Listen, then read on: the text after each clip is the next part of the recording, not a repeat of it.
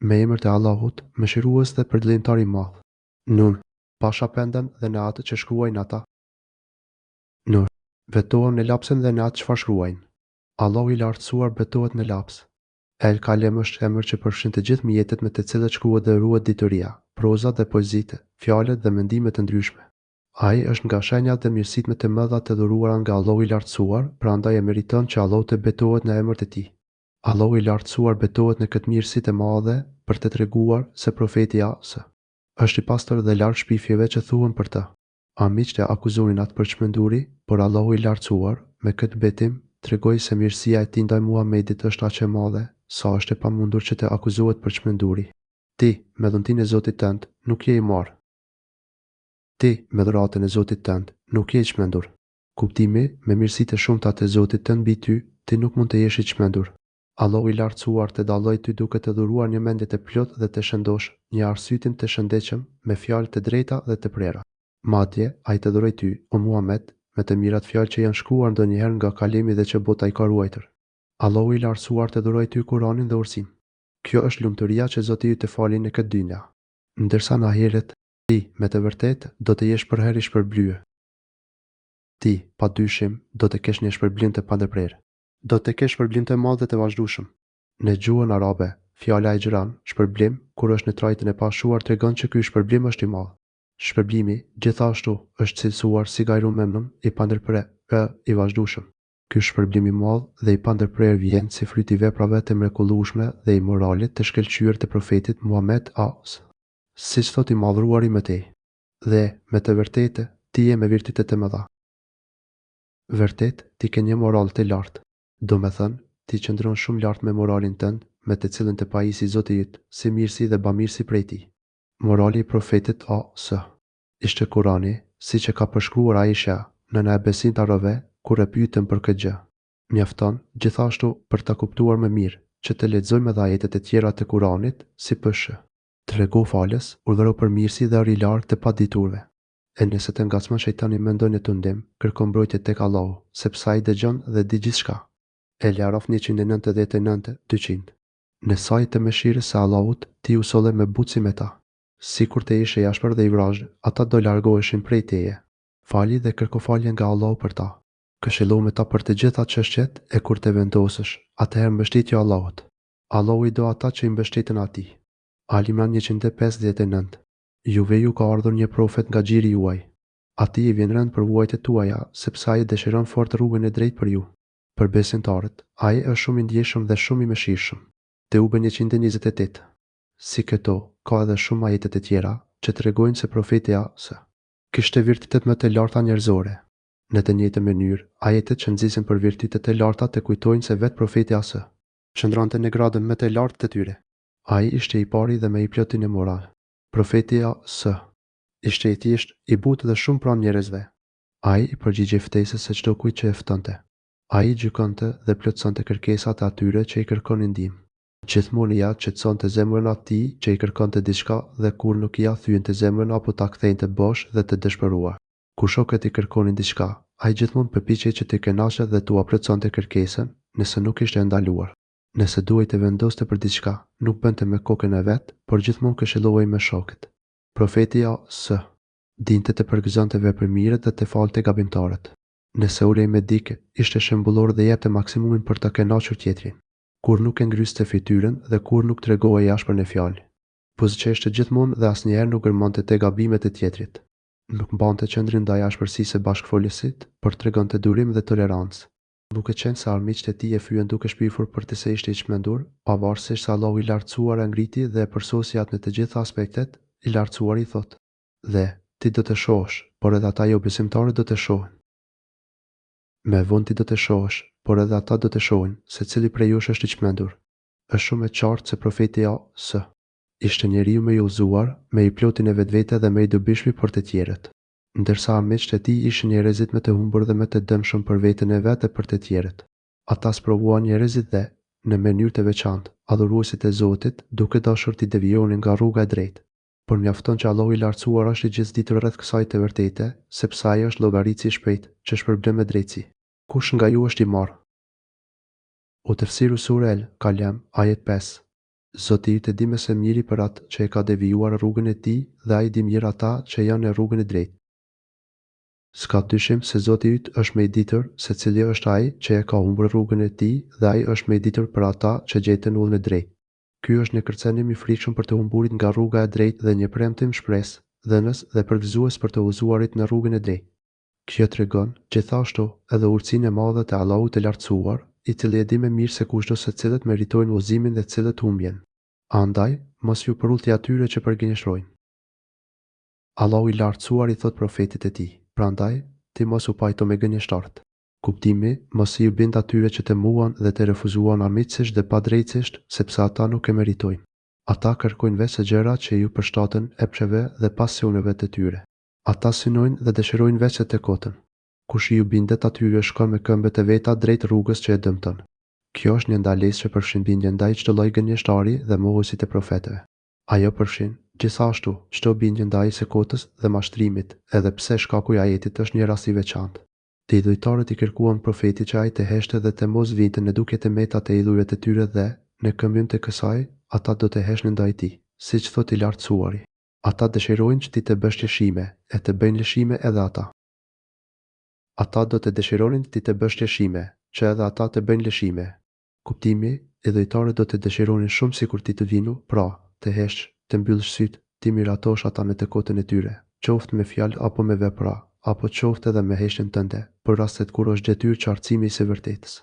Nëse do të bëjnë gjë të tillë, edhe ata do të uleshin dhe do të miratonin. Kështu, Allahu i lartësuar uroi profetin që të mos u bindej atyre, por të zbatonte vetëm urdhrat e tij, duke shfaqur hapur dhe me krenari fenë të lartësuar. Sigurisht, faqja e së vërtetës nënkupton edhe qartësimin e sekotës dhe hedhin poshtë çdo gjëje që është në kundërshtim me të vërtetën. Dhe mos ju përulti atyre që betohen rreshëm, e që janë të poshtër. Mos e respekto asnjë që betohet shumë dhe është i poshtruar. Mos i dëgjo ata që përbetohen shumë, sepse e bëjnë këtë vetëm nga që janë mashtrues të mëdhenj. Si të tillë, ata janë të poshtër dhe me qëllime të ulëta. Ata nuk kanë ndonjë synim për veprat e mira, por vetëm për të plotësuar epshet dhe dëshirat e tyre kafshërore. Lajkatarit dhe atë që transmeton fjalët për të keq. Që është përgojuese për hap fjalën nga tërëstara ndër njerëz. Mos dëgjoas ata që janë fyesa ofendues të mëdhej, duke mbajtur në përgojë të tjerët dhe duke i tallur ata. As ata që përhapin fjalë nga tërëstara mes njerëzve, domethënë, me qëllim për të futur armiqësi dhe urrëtie mes tyre. Penguesin e të mira e kundërvajtesin e mëkatarin e madh.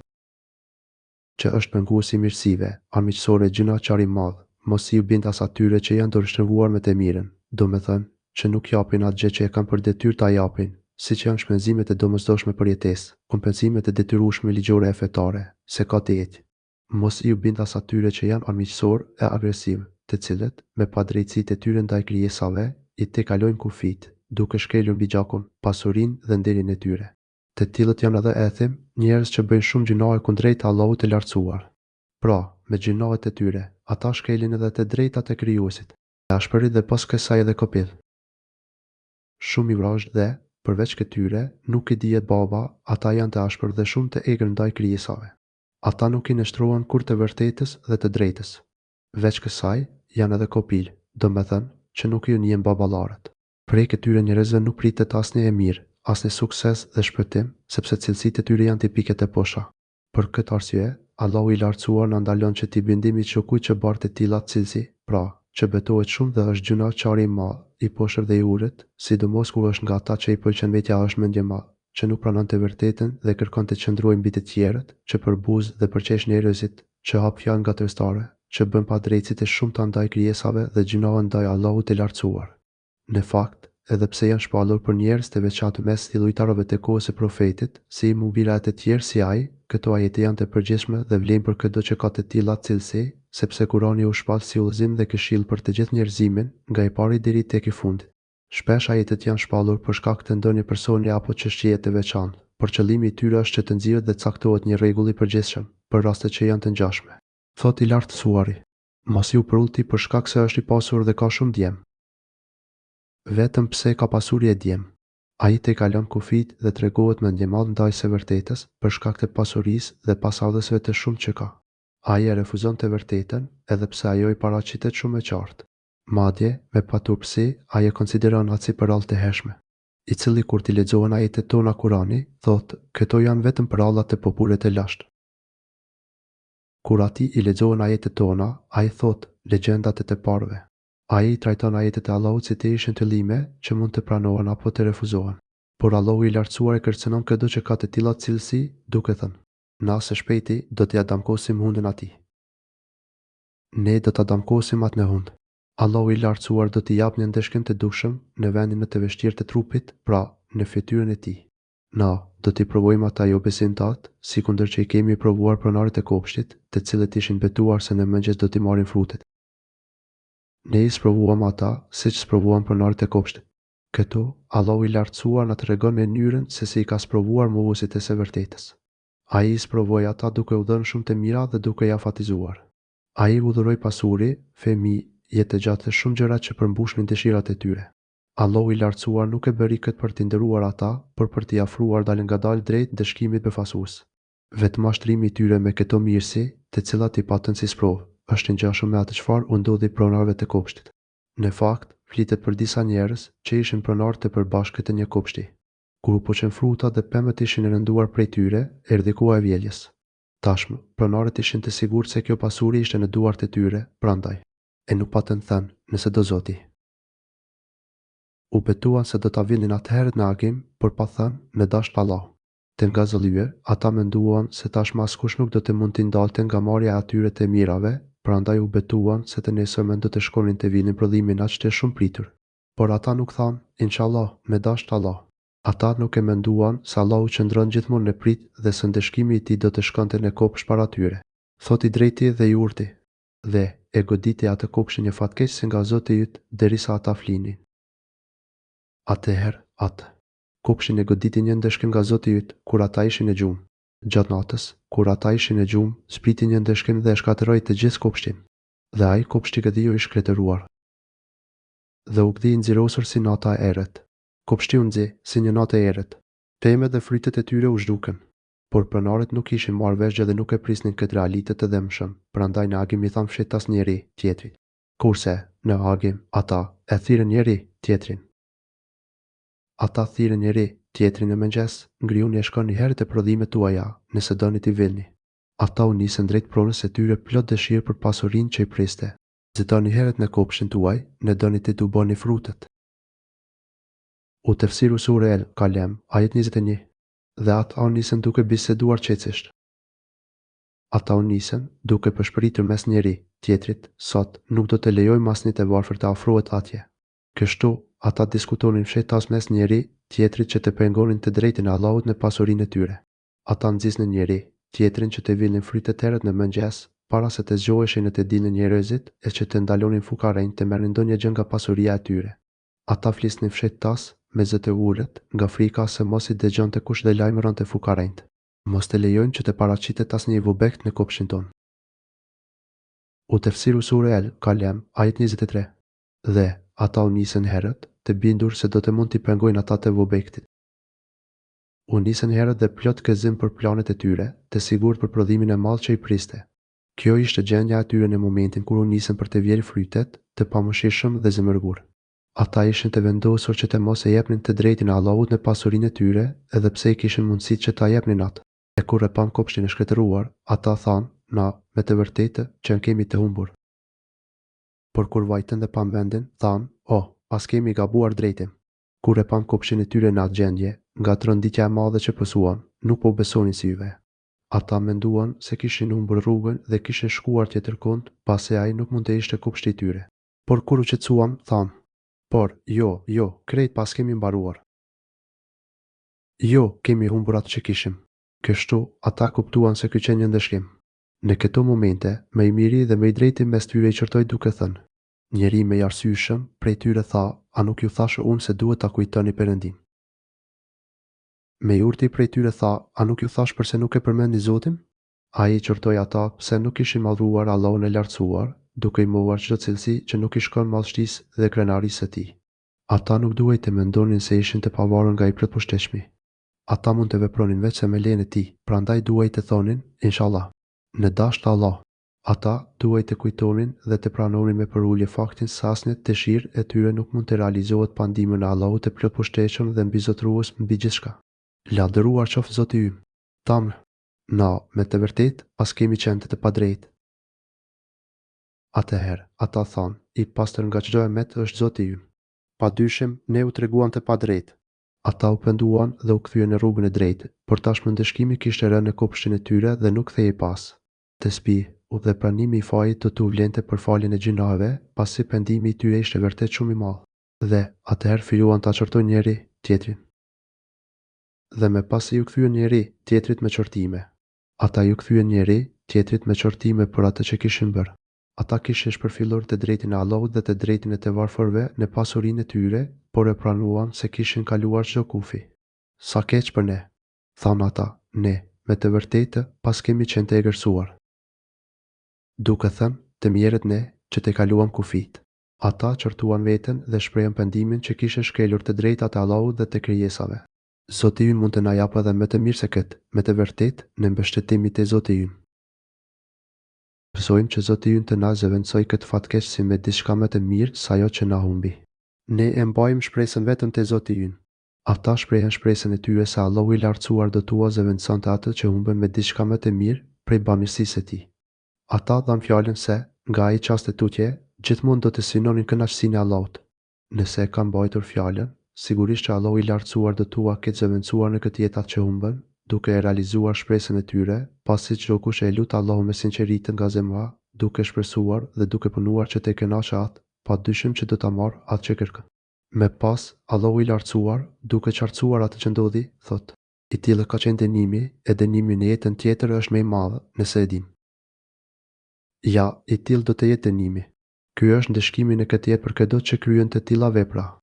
Allahu i lartësuar e privon robën nga ato të mira me të cilat e ka kaluar kufirin dhe është treguar i pabindur, duke i dhënë përparësi kësaj jete kundrejt kënaqësisë së Allahut dhe jetës tjetër.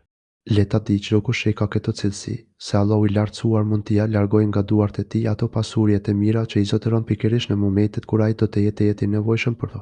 Ndërsa në botën tjetër, dënimi do të jetë shumë i ashpër, sikur ta kuptonim. Duhet të kujtoni gjithashtu edhe diçka tjetër, dëshkimi i ahiretit është më i madh se ai i kësaj dynjaje. Nëse jeni të sigurt rreth kësaj çështjeje, padyshim do të tregoheni shumë të kujdesshëm që të shpëtoni nga ndëshkimi. Për ata që i druajnë Perëndis, te Perëndia do të ketë kopshte të dhëntisë. Është e sigurt se për të devotshmit do të ketë kopshte të begatshme te Zoti i tyre. Në këtë ajet, Allahu i lartësuar na tregon se çfarë ka përgatitur për të devotshmit, të cilët i ruan kufrit dhe mosbindjes ndaj tij. Për ta janë përgatitur mirësitë të shumta dhe të pashteshme, një jetë e këndshme dhe e sigurt nga çdo e keqe dhe, mbi të gjitha, përjetësia pranë Zotit bujare madhështor. Vallë, a do t'i barazojmë muslimanët me njerëzit e keqin? A do t'i konsiderojmë keqpërësit një lloj si muslimanët?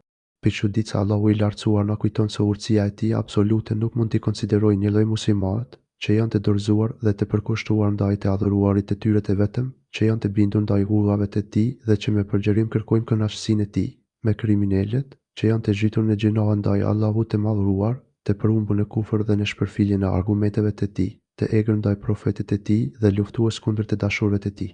Çdo kush që mendon se Allahu i lartësuar do të gjykojë një lloj mes tyre, ka një mendim shumë të keq për Allahun e urtë dhe të gjithditur. Gjykimi i tij është i kotë dhe i ulët, siç thotë i lartësuari.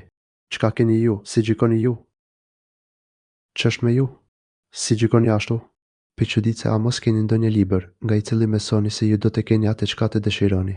Për çuditë se këta kriminalë nuk kanë asnjë bazë për të mbështetur gjykimin e tyre të padrejtë. Ata nuk kanë ndonjë libër ku të lexojnë dhe të mësojnë se do të jenë banorë të xhenetit, në të cilin do të kenë gjithçka që dëshirojnë. Ata nuk kanë as ndonjë premtim nga i madhruari që t'u jap siguri se gjykimi i tyre është i drejtë. Prandaj i madhruari thot me te: A keni ju ndonjë libër në të cilin lexoni? U tefsiru sure El Kalem, ajet 36. Se do të keni atë që e zgjeni ju? U tefsiru sure El Kalem, ajet 36. Apo, a ka për ju betimet e madha, që do të vlen deri në ditën e Kiametit e që do ta keni atë çka e keni caktuar? A mos keni ndonjë Zotin të madh prej nesh, që vazhdon deri në Kiamet, se do të arrini atë që gjykoni dhe dëshironi? Për çuditë se ata nuk kanë as ndonjë ndihmues për të arritur ato që dëshirojnë. Madje, le t'i paraqesin këta ndihmës, nëse janë të sigurt në pretendimet e tyre. Pyeti ata kush është garantues për këtë. Pyeti, cili prej tyre ju asiguron atë, apo kanë ortak që ju japin siguri. Pikëshëdice leti sjellin ortakët e vet nëse thonë të vërtetën. Dihet shumë mirë se gjitha kjo është e pamundur. Ata nuk kanë libër të sigurt ku të mbështeten, nuk kanë premtim nga Allahu i lartësuar për shpëtim, nuk kanë as ndihmës që garantojnë ndihmën e tyre. Prandaj, pretendimet e tyre janë boshe dhe të pabaza. Fjalia e parë është një pyetje, por që në të njëjtën kohë mohon mundësinë që dikush të mund të marrë përsipër një pozitë të tillë të pamundur dhe, si përfundim, askush nuk mund të mbështetet në një arsyetim të tillë. Ose, a kanë ata bashkëpunëtorë në këtë? Leti sjellin ata bashkëpunëtorët e tyre, nëse flasin të vërtetën. U tefsiru sure El Kalem, ajet 40. Kujtoju ditën e vështirë, kur zbulohen të gjitha dhe ata ftohen thirrën që të përuren në tokë në sejdë e nuk do të kenë fuqi. Ditën kur të zbulohet kërciri. Ditën e Kiametit, kur të fillojnë dridhjet, merret dhe akte që nuk mund të imagjinohen, atëherë kur Allahu i lartësuar do të vijë për të dhënë gjykimin dhe shpërblimin me drejtësi mes krijesave, atë ditë Allahu i lartësuar do të zbulojë atë që quhet sak, pra, kërcirin e tij, që nuk i përngjan asgjë që ai ka krijuar. Atë ditë krijesat do të shohin prej madhështisë së Allahut shenjat që nuk mund të shpjegohen me fjalë. Pikërisht në të tilla gjendje që ta zbrazin shpirtin dhe zemrën, ata ftohen për të rënë në sejdë para të Madhëruarit. Thot i lartësuari, dhe ata do të ftohen për të bërë sejdë, por nuk do të munden. Të përulura e të tmerruara janë shikimet e tyre, ndërsa ata i ka plon poshtërimi. Pas kësaj ftese, të gjithë besimtarët e cilët edhe në këtë jetë kanë rënë në sejdë për Allahun e lartësuar me dëshirë dhe me bindje, do të bien në atë sejdë shumë madhështore dhe qetësuese. Ndërsa kriminalet, qafir dhe munafik nuk do të munden që të bien në sejdë. Shpinat e tyre do të bëhen të forta e të mbuta si briret e lopëve, kështu që nuk do të mund të përkuren. Ky është një shpërblim i merituar për ta, sipas veprave që kanë bërë. Ata u ftuan të bënin sejdë kur ishin të aftë. Ata ftoheshin vazhdimisht në dyna për të rënë në sejdë për Allahun e lartësuar dhe për të adhuruar atë si njëri vetëm. Ata i kishin të gjitha mundësitë për ta bërë një gjë të tillë, por me arrogancë i kthenin shpinën kësaj ftese të Zotit të tyre. Atëherë, mos pyet për gjendjen e tyre fatkeqe dhe për përfundimin e tyre të frikshëm. Allahu është i zemëruar me ta dhe ndëshkimi është bërë tashmë i pakthyeshëm për ta. Presat, mundësitë dhe mjetet e tyre nuk bëjnë më dobi. Madje edhe pendimi apo kërkimi i faljes janë të pavlefshme atë ditë. Këto përshkrime mjaftojnë për ta shqetësuar zemrën në mënyrë të tillë që ajo tu largohet gjinave dhe mosbindjes dhe të kthehet të penduar dhe e nështruar te Zoti i saj, përderisa ka ende kohë. Çdo kush që ka siguri në fjalën e Zotit përpiqet të arrijë ato gjëra që ka lënë momente. Ata do të jenë me sy urë dhe krejtësisht të poshtëruar, me të vërtetë kanë qenë të ftuar në përulje sejdë derisa qenë gjallë dhe shëndosh. U tefsiru sure El Kalem, ajet 42. Prandaj, me leti mua, unë do t'i dënoj ata që e mohojnë këtë thënie Kuranin, ne ata gradualisht do t'i mashtrojnë për dënim në mënyrë të panjohur. Pra, mi lër mua ata që e mohojnë këtë Kurani. Ky është një kërcënim vërtet i frikshëm. Allahu i lartësuar thot, me lër mua vetëm për vetëm me ata që e mohojnë dhe e hedhin poshtë Kuranin dhe mos kërko përshpejtimin e ndëshkimit për ta, se dënimi i përgatitur për ta është shumë i rëndë. Dhe u japim atyre afat, se, me të vërtetë, mashtrimi është i fortë. Ne do t'i afrojmë ata gradualisht. Drejt ndëshkimit prej nga nuk e presin. Unë u jap afat atyre, sepse ndëshkimi im është shumë i fortë. Allahu i lartësuar na tregon se ai afron gradualisht ata drejt një ndëshkimi që ata as nuk arrin ta imagjinojnë dhe, gjithashtu, i afatizon ata.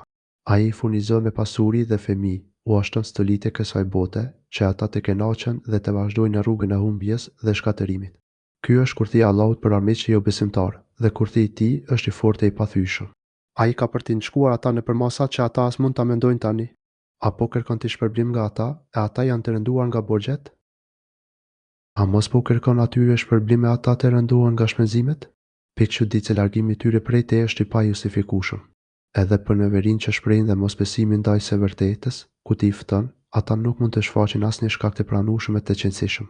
Ti po mëson atyre besimin e drejtë dhe po i fton në rrugën e së mirës, pa ju kërkuar asnjë lloj shpërblimi, por thjesht se kështu është më mirë edhe për ta. Ata nuk rëndohen as pak nga ftesa jote. Kështu, ata nuk kanë asnjë arsye që të justifikojnë mosbesimin e tyre. A ka tek ata dieni të fshehtë e ata po i përshkruajnë ato? Apo mos ndoshta din të fshehtën dhe shkruajnë këto gjykime? Pikëçuditse ata, gjithashtu, nuk kanë ndonjë premtim nga Zoti i Gjithësisë që u siguron se do të kenë shpërblime të mëdha prej tij. Ata janë thjesht një grup mohuesish kryeneq dhe të padrejtë, që nuk kanë as dëshirë me të vogël për të ndryshuar dhe për t'u kthyer te Zoti i tyre, prandaj nuk mbetet gjë tjetër veç se të kalisësh durimin për t'u përballur me padrejtësitë e tyre. I madhruari drejtohet profetit e tij dhe i thot: "Duro ti për gjykimin e Zotit tënd dhe mos u bën si peshkatari Yunusi, kur ju lut Zotit e vet, e ai Yunusi ishte i dhuruar. Po ti bëhu i durueshëm ndaj caktimit të Zotit tënd. Bëhu i durueshëm ndaj gjykimit të Zotit tënd, qoftë për përcaktimet e tij, qoftë për detyrimet fetare. Ve durim me çdo vështirësi që do të hasësh dhe mos u zemëro apo të shprehesh pa kënaqësi ndaj përcaktimit të Zotit tënd. Pranoje gjithçka me zemër të nështruar dhe të kënaqur plotësisht me urdhrin e Zotit të saj dhe mos u bëj si ai peshkut." Këtu bëhet fjalë për Yunus ibn Meta në AS. Pra, mos u bëj si ai, në gjendjen ku arriti, e cila u bë shkak që të qëndronte me pas në barkun e peshkut. Ai nuk bëri durim ndaj popullit të tij, ashtu siç priti dhe kërkuai prej tij, por u largua i zemëruar prej tyre. Me pas, kur hipin në një anije, njerëzit që ishin në të u detyruan që të lejtësonin anijen nga pesha e rëndë. Për të zgjedhur se cilit do të hidhin në det, ata hodhën short. Shorti i ra Yunusit, të cilin, kur e hodhën në det, atë gëltiti një peshk i madh kur u lut në atë gjendje trishtimi. Ai u dëshpërua mjaft në barkun e peshkut, prandaj filloi të lutej duke thënë: La ilaha illa ente. Subhaneke. Inni kuntu minedh, dhalimi nuk asni të adhuruar me merit veç teje. Ti je larg çdo të mete. Nuk ka dyshim se unë isha prej të padrejtëve. Atëherë, Allahu i lartësuar ju përgjigj lutjes së tij dhe urdhëroi peshkun që ta nxirrte atë në tokë të hapur. Yunusi ishte i semur dhe Allahu i lartësuar bëri që pranë tij të mbinte një kumbull. Për këtë arsye, i lartësuari thotë: "Dhe, sikur mos të arrinte atë mirësi prej Perëndis, ai do të huajë në një shkretëtir e do të ishte i qortuar. Sikur të mos të përfshinte mirësia nga Zoti i tij, ai do të hidhej në shkretëtir i braktisur dhe i fajsuar. Nëse Allahu i lartësuar, me mëshirën e tij, nuk do ta shpëtonte Yunusin, ai do të flakej në një tokë të shkretë i fajsuar. Por me mëshirën e tij, Allahu e shpëtoi atë dhe e bëri që të jetë i lëvduar ndër njerëz. Gjendja e Yunusit pas kësaj sprove ishte më e mirë se para saj, prandaj i madhëruari thotë: "Por Zoti i tij e ka zgjedhur dhe e ka bërë atë në grupin e njerëzve të mirë." Por Zoti i tij e bëri atë të zgjedhur dhe prej të mirëve. Allahu i lartësuar e dalloi, e zgjoti dhe e shpëtoi atë nga çdo fatkeqësi dhe mangësi. Ai e bëri atë prej salien, veprat, fjalët dhe qëllimet e të cilëve janë të mira.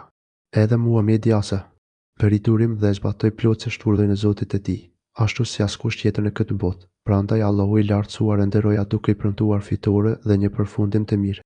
Pothuajse, me të vërtetë, jo besimtarët duan të tërëzojnë me shikim kur dëgjojnë Kur'anin, duke thënë: "Ai, në të vërtetë, është i marrë."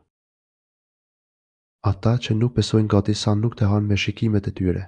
Armiqt nuk mundën të arrinin qëllimet e tyre kundër profetit të nderuar, megjithse u përpoqën me çdo mënyrë, me vepra dhe me fjalë. Aq e madhe ishte urrejtja e tyre për të, saqë ata gati sa nuk e dëmtonin me shikimet e tyre, të mbushura plotësisht mirë, urrejtja e amicësi. Por ndihmëtari dhe ruajtësi i tij ishte Allahu i lartësuar. Deri këtu shkonte persekutimi i tyre me vepra, ndërsa me fjalë, thonë: "Ai është i marrë." Ata flisnin ashtu siç u diktonte zemra e tyre e mbushur me moh. Herë thonin se ai ishte i çmendur, herë thonin magjistare, herë të tjera poet. Ai Kurani është këshill për tërë botën. Po ai, Kurani nuk është gjë tjetër, përveç se këshill për botët. Kurani madhështor është vetë se kujtim e këshill për botën. Nëpërmjet Kuranit, njerëzit kujtohen për të arritur mirësitë e fesë dhe të dynjas së tyre.